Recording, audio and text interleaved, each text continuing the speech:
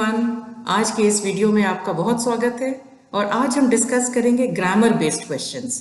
Grammar जो कि बहुत इंपॉर्टेंट है आपके एसएससी सीजीएल एग्जाम के लिए। ग्रामर के कई सारे क्वेश्चंस आते हैं, कई तरह के क्वेश्चंस आते हैं अलग अलग फॉर्मेट में। तो पार्ट्स ऑफ स्पीच जैसे nouns, pronouns, parts of speech जो होते हैं nouns, pronouns, verbs, adverbs, adjectives, conjunctions, prepositions, phrasal verbs, तो ये सारे क्वेश्चंस इन सबसे रिलेटेड होते हैं। इससे पहले कि हम आज का वीडियो स्टार्ट करें और हम आज के और क्वेश्चंस डिस्कस करें, एक बहुत ही ज़रूरी चीज़, और वो क्या है, अगर अभी तक आपने time for bank Hindi YouTube video को सब्सक्राइब नहीं किया है तो प्लीज़ कीजिए, सब्सक्राइब कीजिए, लाइक कीजिए और बेल बटन ज़रूर दबाइए सो दैट जब भी हमारा कोई न्यू वीडियो अपलोड हो किसी भी टॉपिक पर तो आपको उसका नोटिफिकेशन झट से आ जाए और आप फट से उसकी तैयारी में जुट जाएं। ठीक है, तो चलिए इस बात पर हम अपना फर्स्ट क्वेश्चन पिक करते हैं और वो क्वेश्चन है, लेकिन हर समय आपको डायरेक्शंस बहुत ध्यान से पढ़ना है, इस बात का प्लीज ध्यान रखिएगा। अब यहाँ क्या डायरेक्शन दिया गया है, in the following sentences identify the option that rectifies the error in the given sentence. मतलब एरर है आपके सेंटेंस में, कुछ प्रॉब्लम है, कुछ मिस्टेक है ना, कुछ गलत है और आपको वो पिक करना है कि इसको रेक्टिफाई करें, इसे कैसे करेक्ट करें। अब ये सेंटेंस पढ़ते हैं, the children in this orphanage take care of each other. Take care of each other, कौन? The children. ऑर्फनेज क्या होता है, जहाँ पर जो बच्चे जिनके माँ बाप नहीं है, जिनकी कोई देखभाल करने वाला नहीं है, उन्हें रखा जाता है, राइट। तो children in this orphanage take care of each other. अब यहाँ गलती क्या है, यहाँ गलती ये है दैट ये ईच अदर जो वर्ड है ये यूज किया जाता है जब सिर्फ दो लोगों की बात हो रही है, 2 persons। अब लेकिन ये ऑर्फनेज में तो 2 से ज्यादा बच्चे होंगे, है ना, तो फिर यहाँ पर कौन सा यूज करना चाहिए था, यहाँ पर यूज होना चाहिए था one another. Take care of one another, not of each other. ये रॉन्ग पार्ट है और correct part is the fourth option. One another use किया जाता है जब मोर देन 2 की बात हो रही है, मोर देन 2, राइट। चलिए, ये बहुत ही बेसिक एक मिस्टेक है जो कई बार लोग करते हैं, इसका पूरा ध्यान रखना होगा आपको। Next question, from among the given option select the grammatically correct sentence. अब 4 सेंटेंसेस दिए गए हैं, इनमें से 3 में एरर है और कोई एक सेंटेंस जो बिल्कुल सही है। अब हमें पिक करना है कौन सा सेंटेंस करेक्ट है। अब देखा जाए, Darcy is very different from the others in his family. All, ये तो सही लग रहा है, very different from the others, very different के बाद फ्रॉम ही आएगा, मतलब डार्सी अपने फैमिली के और लोगों से बिल्कुल अलग है। नेक्स्ट में अगर ये सही है तो बाकी तीनों में मिस्टेक्स हैं, बाकी तीनों में कुछ गलत है। अब हम देखते हैं क्या गलत है।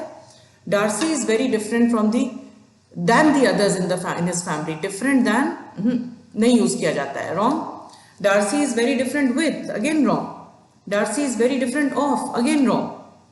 सो करेक्ट आंसर यहां पर क्या होगा, फर्स्ट ऑप्शन, राइट। ये फर्स्ट ऑप्शन जो है, जो फर्स्ट सेंटेंस है वो करेक्ट है। डिफरेंट फ्रॉम का मतलब होता है जैसे yes, unlike you can say, yes, दूसरों से अलग है, correct. Okay, now the next question. Next question, in the following questions select the grammatically correct sentence. Again हमें जो सेंटेंस ग्रामेटिकली करेक्ट है उसे पिक करना है। सेंटेंसेस पढ़ना पड़ेगा सारा, है ना। तो चलिए, पहला sentence, in general we vast underrate the possibility that bad things will happen to us. In general we vast underrate, underrate एक तरह का वर्ब है, राइट। और हम किसी जब वर्ब को बेटर एक्सप्लेन करने के लिए कुछ यूज करते हैं, कौन सा वर्ड यूज करते हैं, एडवर्ब, है ना। तो एडवर्ब का क्या काम होता है, एडवर्ब का काम होता है दैट वो वर्ब के बारे में कुछ एक्स्ट्रा बताए, राइट। वो एडजेक्टिव के बारे में भी कुछ एक्स्ट्रा बता सकता है और वो किसी दूसरे एडवर्ब के बारे में भी एक्स्ट्रा बताएगा, राइट। सो यहां पर we vast underrate, vast is not the adverbial form, तो ये रॉन्ग हो गया, yes. In general we vastly underrate the possibility that bad things will happen to us. Vastly, yes, correct. Vastly यहाँ पर इसका क्या मतलब हुआ, हम बहुत ज्यादा अंडररेट करते हैं कि हमारे साथ क्या बुरा हो सकता है, हम उसके बारे में ज्यादा सोचते नहीं है। Yes, this is your correct answer. लेकिन आगे देखते हैं कि गलत क्या है। In general we vastly underrating, wrong हो गया। Underrating is a continuous tense, वो यहाँ पर नहीं यूज होगा। देखिए ये भी, ये जो इन जनरल है ना, मतलब जो सेंटेंस है वो जनरली होता है, मतलब लोग इसको ये जनरली एक्सेप्टेड ट्रूथ की तरह मान लीजिए। Yes, kind of like universal truth हो गया। तो ये जो इस तरह के जो सेंटेंसेस होते हैं ना, जो यूनिवर्सल ट्रूथ टाइप के होते हैं, वो सिंपल प्रेजेंट टेंस में लिखे जाते हैं, सिंपल प्रेजेंट टेंस में लिखे जाते हैं। तो उस बेसिस पर भी सेकंड ऑप्शन हमारा करेक्ट है और ये थर्ड रॉन्ग है। Fourth, in general we vastly underrated, ये पास्ट टेंस हो गया, ये कॉन्टिन्यूस टेंस था, प्रेजेंट कॉन्टिन्यूस, ये सिंपल प्रेजेंट टेंस चाहिए था। So correct answer option 2। दो चीजें हमने यहां पर सीखी हैं, ध्यान रखिएगा। Next question, in the following questions parts of a sentence have been underlined and given as options. Select the option that contains an error. जिस ऑप्शन में एरर है वो हमें आइडेंटिफाई करना है, राइट। सो अब सेंटेंस पढ़ना है। The senior lawyer purportedly supported the demand for withdraw of security forces and referendum to gauge public opinion. Now purportedly का मतलब होता है allegedly, मतलब believed to be true. Yes, so we can write it means ऐसा सोचा जाता है कि सच है, believed to be true. Yes, supported the demand for withdraw नहीं यूज किया जाता है, demand for withdrawal होता है। तो यहाँ पर वर्ड होना चाहिए था withdrawal, मीन्स वापस लेना। Yes, so यहाँ पर this is the wrong option. Withdrawal of security forces and referendum. Referendum क्या होता है? Referendum होता है जब वोटिंग की जाती है। Yes, voting to gauge public opinion. Gauge is to measure. Yes, so senior lawyer supposedly, allegedly ऐसा सोचा जाता था, जा रहा था that वो सपोर्ट करते हैं कि सिक्योरिटी फोर्सेस को विड्रॉ कर लिया जाए और इलेक्शंस कराया जाए पब्लिक ओपिनियन जानने के लिए। ये है हमारा सेंटेंस और error is in the second part. Next question,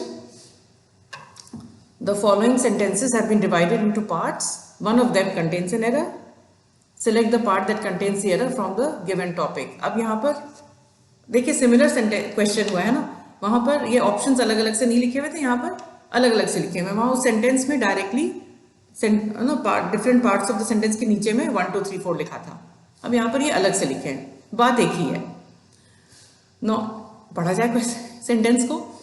if the biennials like the क्रिसैंथेमम्स, ये बायनियल क्या होता है? बायनियल ये होता है ना जो once in 2 years होते हैं, 2 साल में एक बार। Yes, so once in 2 years. Yes, if the biennials like the chrysanthemum, chrysanthemum एक तरह का फूल होता है, are planted this year they will be likely to bloom next year, इस साल प्लांट करेंगे तो नेक्स्ट ईयर ब्लूम करेंगे, and every 2 years thereafter. अब आप बहुत फास्ट सेंटेंस पढ़ेंगे ना तो आप एरर मिस कर जाएंगे। यस, तो फिर से पढ़ा जाए ध्यान से। If the biennials, nothing wrong till here. Yes, like the chrysanthemums fine are planted this year, yes, are planted this year, they will be likely to bloom, they will be likely to bloom is wrong. Yes, क्या होना चाहिए था? They are likely to bloom. Yes, तो यहां पर ये third option ये हमारा एरर है, यहां पर विल बी लाइकली नहीं होगा। ऐसे भी देखिए लाइकली जो है पॉसिबिलिटी है और विल जो है वो श्योरिटी है, राइट। तो हम ये दोनों को यूज करेंगे तो थोड़ा कुछ गड़बड़ हो रहा है ना। So they are likely to bloom next year and every 2 years thereafter, fine. So will bloom और लाइकली टू ब्लूम ये दोनों को साथ में नहीं यूज करना चाहिए बिकॉज वो एक कॉन्ट्रडिक्शन हो जाता है, right. Next question, the following sentences have been divided into parts, one of them contains an error, select the part that contains the error from the given topic। same direction same है, right, same चीजें करनी हमें। देखा जाए, 6th, our professor recommended that we are present at the meeting this afternoon in order to meet the representatives from other colleges। so our professor ने recommend किया, yes, ऐसा suggest किया, ऐसा हमें एडवाइस दिया कि ऐसा करोगे तो अच्छा होगा तुम्हारे लिए। Yes, that we are present. अब यहाँ पर दैट वी आर प्रेजेंट वो गलत हो जाएगा, यहाँ पर होना चाहिए था that we should be present. Yes, तो यहां पर एरर किस पार्ट में है? यस, यहां पर error is in this part, that we should be present. Right, so that we should be present, should be present at the meeting this afternoon in order to meet the representatives from other colleges. दूसरे colleges से आ रहे हैं लोग और आप उनसे मिलने के लिए प्रेजेंट रहिए, ऐसा हमारे प्रोफेसर ने हमें एडवाइस किया. Right, okay, now we go to the next question. The following sentences have been split into 4 segments. Identify the segment that contains a grammatical error. तो हमें क्या दिख रहा है? ये कॉमन टाइप का क्वेश्चन फॉर्मेट दिख रहा है. अलग तरह के क्वेश्चन फॉर्मेट्स भी हो सकते हैं. यस, कई तरह के क्वेश्चन फॉर्मेट्स हैं, हम आपकी हर तरह की प्रैक्टिस कराएंगे. और वन शुड बी रेडी कि भाई कोई सेम, देखिए बेसिक चीज तो सेम रहेगी ना, जो आप थ्योरी पढ़ेंगे, yes, various parts of speech से रिलेटेड जो कॉमन एरर्स पढ़ेंगे वो तो सब सेम रहेंगे. राइट, लेकिन क्वेश्चन का फॉर्मेट अलग हो सकता है. ग्रामर के क्वेश्चंस को हमेशा बहुत ध्यान से पढ़ना है, थोड़ा स्लोली पढ़ना है. 7th question, one should not be hasty and impulsive in his decisions. अब ये जो है ना प्रोनाउन से रिलेटेड एरर है. ये वन जो है वो एक प्रोनाउन है. Right, one should not be hasty and impulsive in his decisions. अब ये वन और हिज का कॉम्बिनेशन जो है ना ये गलत हो गया. जब वन को यूज किया जाता है एज द मेन सब्जेक्ट, तब रिपीटेड सब्जेक्ट भी वन होता है और पोजेसिव प्रोनाउन जो होता है ना वो वंस यूज किया जाएगा. जैसे मैं एक सेंटेंस आपको बताती हूं, one should do once duty.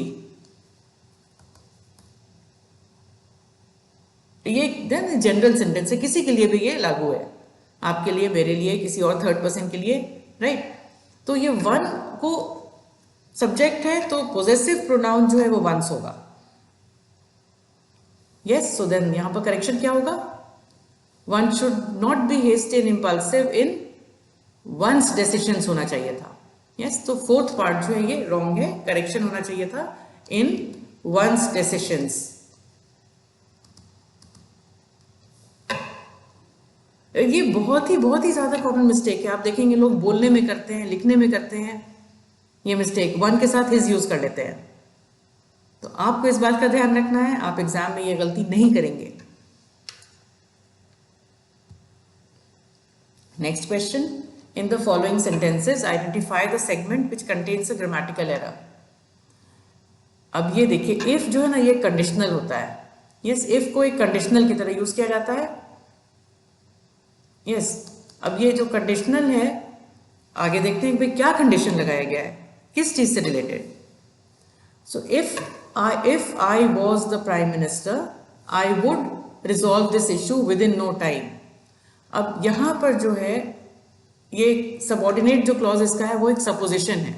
Yes, ये एक रियल लाइफ सिनारियो नहीं है, है ना. ये सोचा जा रहा है कि अगर मैं होता तब मैं ऐसा करता. राइट, तो ये जो इफ, इस तरह के जो सेंटेंसेस होते हैं तो इसके साथ में यहां पर क्या यूज किया जाता है? इफ के साथ वर और वुड का कॉम्बिनेशन आता है ऐसे केसेस में, वर और would. So if I was नहीं होगा यहां पर, it should be if I were the prime minister. If I were the prime minister. Yes, if I were the prime minister, I would resolve this issue within no time. ये एक समझिए कि एक imaginary situation है. Right, तो अगर मैं होता तब मैं ये इस जो भी ये प्रॉब्लम है उसको चुटकियों में सॉल्व कर देता. ये सेंटेंस कह रहा है. अब इफ के साथ ना देखिए, इफ के साथ में अगर आपका मेन वर्ब जो है ना पास्ट परफेक्ट में है, if I had been the prime minister, तो हैड बीन जब यूज होता है ना ये पास्ट परफेक्ट हो गया. तब इसके साथ में कौन सा मॉडल यूज होगा? वो यूज होगा if I had been the prime minister I would have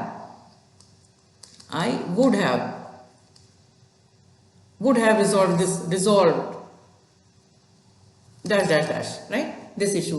तो आप जब इफ कंडीशनल पढ़ेंगे तो इसमें आप तरह तरह के डिफरेंट केसेस पढ़ेंगे कि जब मेन वर्ब कौन से टेंस में यूज होता है तब उसके साथ में कौन सा मॉडल वर्ब यूज करना चाहिए. ओके, अब हम पहुंचते हैं नेक्स्ट क्वेश्चन पर।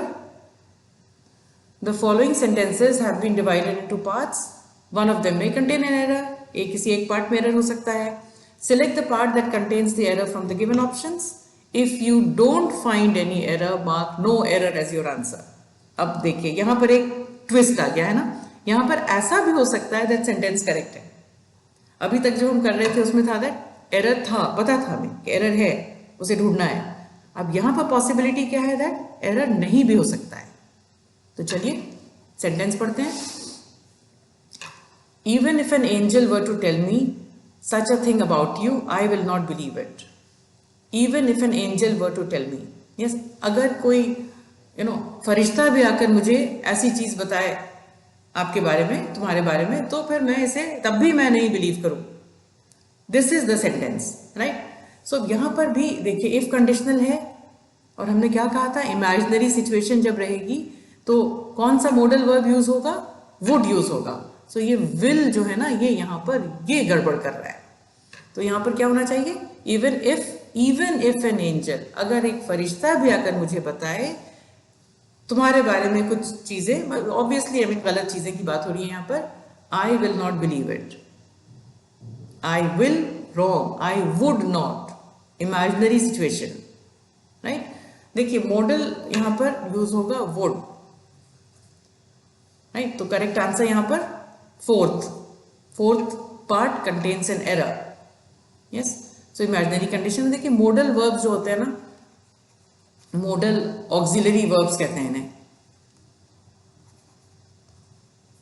Model auxiliary verbs, yes. अब ये जैसे कैन, शैल, विल, यस, इस तरह के और भी बहुत सारे,